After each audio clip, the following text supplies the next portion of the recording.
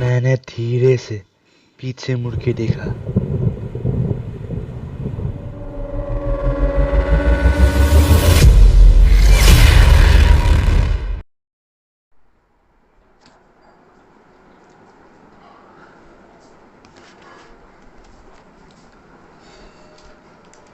अबे हर बार एक ही स्टाइल मारना जरूरी है क्या? Hi guys, I am Kaushik RK and welcome to my channel. मेरे इस वीडियो को पूरी तरह समझने के लिए आपको इसके फर्स्ट पार्ट को तो देखना ही पड़ेगा। And I had created one more story series in this channel, the lock room part 1 and part 2 के नाम पे, जिसको भी आपको देख के आना पड़ेगा क्योंकि ये दोनों कहानी कहीं ना कहीं कनेक्टेड है। तो अगर आपको फुल थ्रिल एंड सस्पेंस चाहिए तो कृपया इन तीनों वीडियोस को पहले देख के आइए। और अगर आपने इन तीनों वीडियोस को देख लिया है तो चलिए आज के वीडियो की ओर। रिकॉर्डिंग स्टार्ट करो।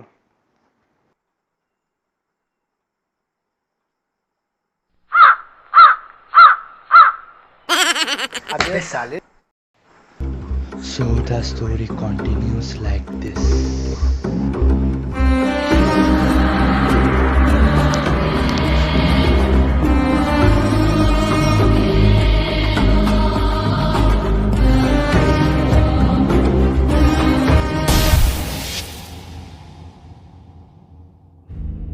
मैंने धीरे से पीछे मुड़ के देखा।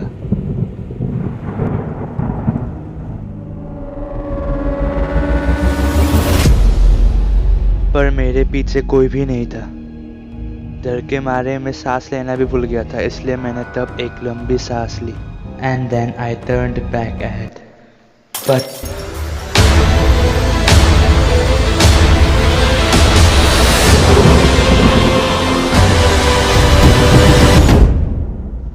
उसके नेक्स्ट मोमेंट में बेहोश हो गया। जब मुझे होश आया तब मैं हमारे ट्रैवलर के अंदर था और सब लोग मुझे ही देख रहे थे। When I woke up, मेरे मम्मी ने सबसे पहले मुझे एक थप्पड़ मारा और फिर पूछा कि कहीं पे दर्द तो नहीं हो रहा है। My father told me that they had been searching for me for very long and then finally found me fainted in the middle of the forest.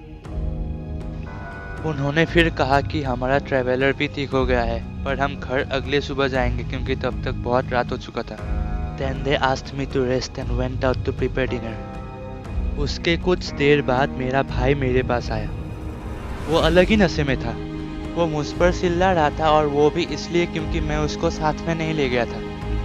I was not in a mood of fighting, so I went to sleep. Dinner के बाद जब हम सब सो रहे थे तब मुझे नींद नहीं आ रही थी क्योंकि मैं इस बात से परेशान था कि ये जो कुछ भी हुआ ये सब सच में हुआ था या सिर्फ एक सपना था। पर जो भी हुआ हो, मुझे उस जंगल से डर तो लग रहा था। मेरे पास ऐसा कुछ भी नहीं था जिससे मैं खुद को ये यकीन दिला सकूं कि जो भी मैंने देखा वो सब सच था। But the small cut on my finger was still present.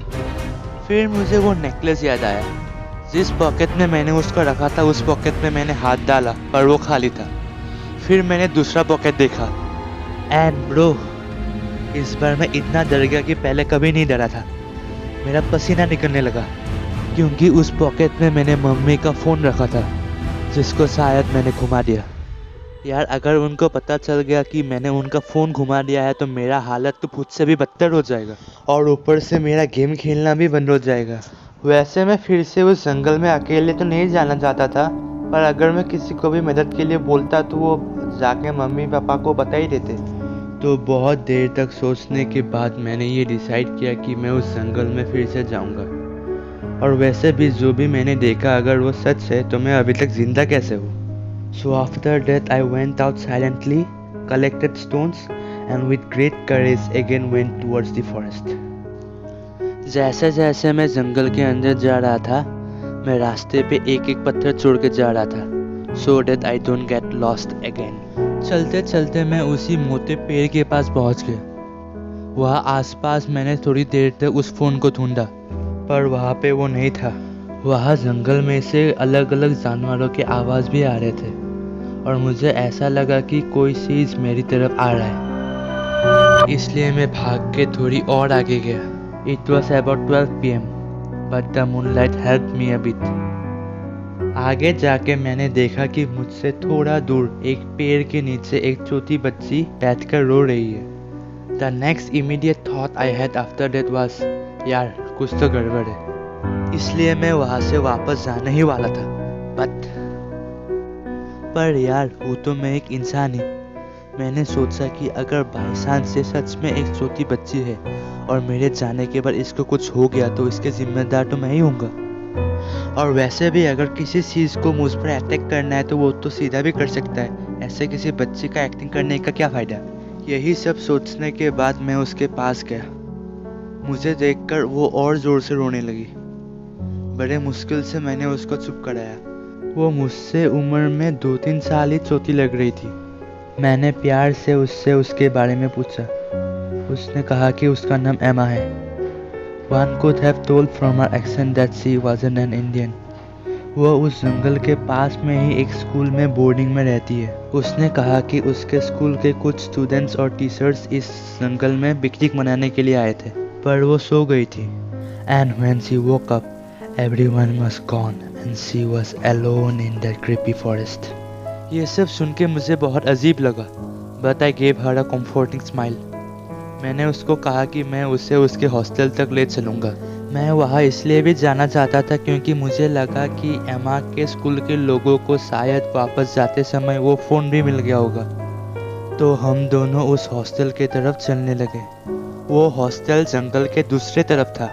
रास्ते पे एमा ने मुझे अपने स्कूल, हॉस्टल और खुद के बारे में बहुत कुछ बताया, पर मुझे सबसे अजीब तब लगा जब उसने कहा कि 2 साल के बाद वो पहली बार किसी के साथ इस तरह बात कर रही है।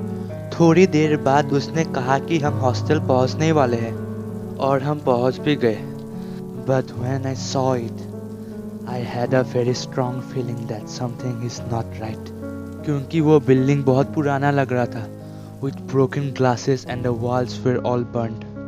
उसको देखकर ऐसा लग रहा था कि वहाँ पे कई सालों से कोई नहीं आया है। मैंने एमा को इसके बारे में पूछा, पर वो वहाँ पे नहीं थी। मेरा दिमाग खराब हो गया। मुझे तो ये भी नहीं पता था कि ऐसे सिचुएशंस में रिएक्ट कैसे करते हैं। I took a deep breath and tried to console myself by saying that this was just a hallucination caused due to my fear. अब मुझे वापस जाने का रास्ता भी नहीं पता था, क्योंकि रास्ते पे मैंने जो पत्थर निशान की तरह रखा था वो सब भी गुम हो गया था। अब उस बिल्डिंग को देखकर ऐसा लग तो नहीं रहा था कि वहाँ कोई होगा मेरी मदद के लिए, but still I got the instinct कि यार यहाँ तक पहुँच गया तो एक बार अंदर जाके देखना ही चाहिए। और मेरे पास ऑप्शन ही क्या था। जब मैं थोड़ा और पास गया तब मैंने देखा कि लगभग हर खिड़की टूटी हुई थी, पर नीचे के फ्लोर के एक कमरे से हल्की सी लाइट आ रही थी। मैं उस बिल्डिंग के बड़े से गेट तक पहुंच गया और मैं सोच ही रहा था कि मैं अंदर जाऊं कि ना जाऊं, तभी मुझे अंदर से कुछ जोर से आवाज़ आई। मैं थोड़ा डर गया और सोचा कि मुझे वापस जाना चाहिए, पर पता नहीं क्यों मैंने दरवाजे को जोर से धक्का दिया और दरवाज़ा खुल गया। अंदर एक बड़ा सा हॉल था एंड लॉन्ग स्टेयर्स, जिसके नीचे एक आदमी गिरे हुए थे। शायद वो सीढ़ियों से गिर गए थे। आई वॉज रिलीव्ड क्योंकि एटलीस्ट कोई तो है यहाँ पे। मैं दौड़ के उनके मदद करने के लिए गया। वो 50 इयर्स के आसपास के लग रहे थे और बहुत कमज़ोर भी लग रहे थे, बट लकीली उनको ज़्यादा चोट नहीं आई। वो मुझे देखकर खुश हो गए। उन्होंने कहा कि बहुत दिनों के बाद वो किसी इंसान से मिले हैं। मुझे उनके बातों से ऐसा लगा कि उनके दिमाग की हालत ज़्यादा ठीक नहीं है, और होंगे भी कैसे ऐसे भूतिया घर में जो रहते हैं। मैंने उनसे उस बिल्डिंग के बारे में पूछा और ये भी पूछा कि वो यहाँ पे इस तरह अकेले क्यों रहते हैं। उन्होंने कहा कि 2 साल पहले तक यहाँ से थोड़ी दूर आगे एक स्कूल था और ये बिल्डिंग उस स्कूल का हॉस्टल हुआ करता था और वो उस स्कूल के प्रिंसिपल हुआ करते थे। पर यहाँ पे कुछ घटनाएं घटी जिसके वजह से गवर्नमेंट ने इस हॉस्टल के साथ स्कूल को भी बंद कर दिया। And since then he is living here alone. मैंने फिर उनको पूछा कि इस स्कूल को बंद क्यों कर दिया गया है। उन्होंने कहा कि पिछले 6 सालों में यहाँ पे किसी न किसी तरीके से 4 लोगों की मौत हुई है और आज तक किसी को पता भी नहीं चला कि उन सब की वजह क्या है। फिर गवर्नमेंट ने सारे स्टूडेंट्स को किसी और स्कूल में शिफ्ट करके इस स्कूल और हॉस्टल को हमेशा के लिए बैन कर दिया है। मुझे ये सब बहुत इंटरेस्टिंग लग रहा था। ऐसा लग रहा था जैसे कि कोई मुझे एक सस्पेंस हॉरर स्टोरी सुना रहा है। पर ऐसा लगा जैसे कि उन्होंने मेरे इस बात को सुना ही नहीं और चुपचाप वहाँ पे खड़े रहे।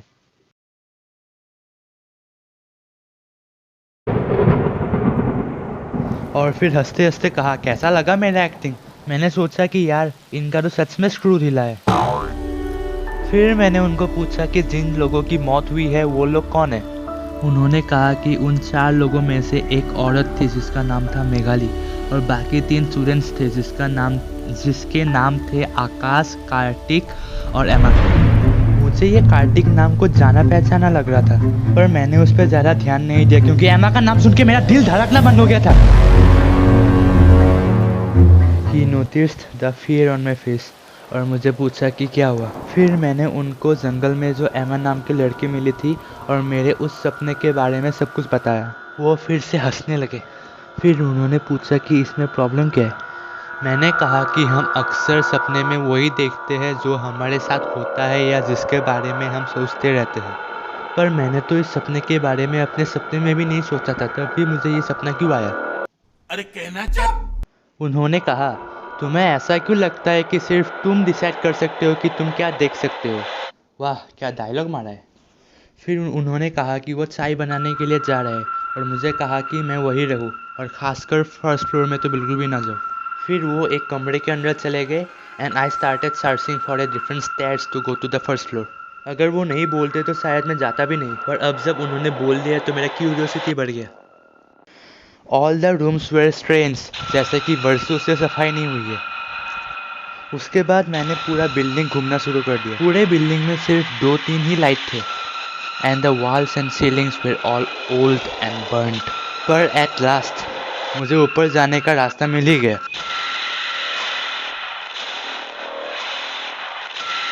पर तभी मुझे ऐसा लगा जैसे कि कोई कहीं से मुझे देख रहा है।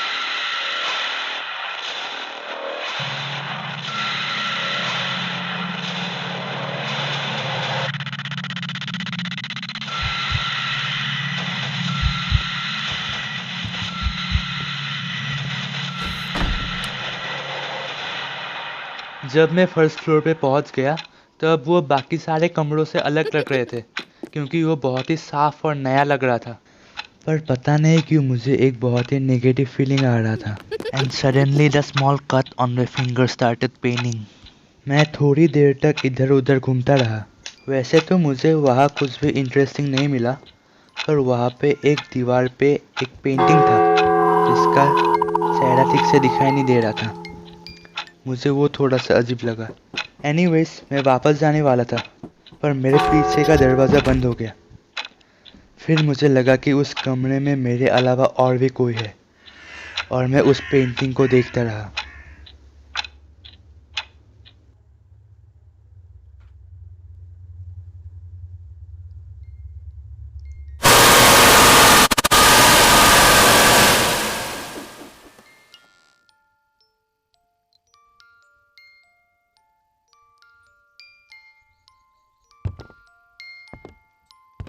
तब मैंने पूछा कि उसका नाम क्या है।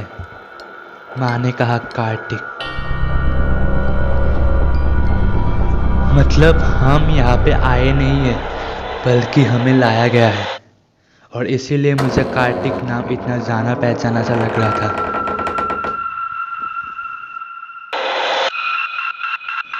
सिट।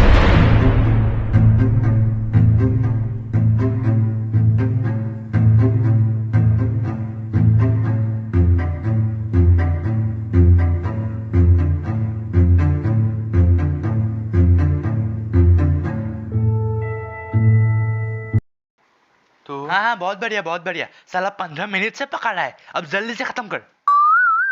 अबे तेरी सॉरी। तो मैं वही कहूँगा जो सब कहते हैं, अगर वीडियो पसंद आया तो लाइक और शेयर करो और चैनल को सब्सक्राइब करो प्लीज। अरे आप भी बोलो ना, प्लीज।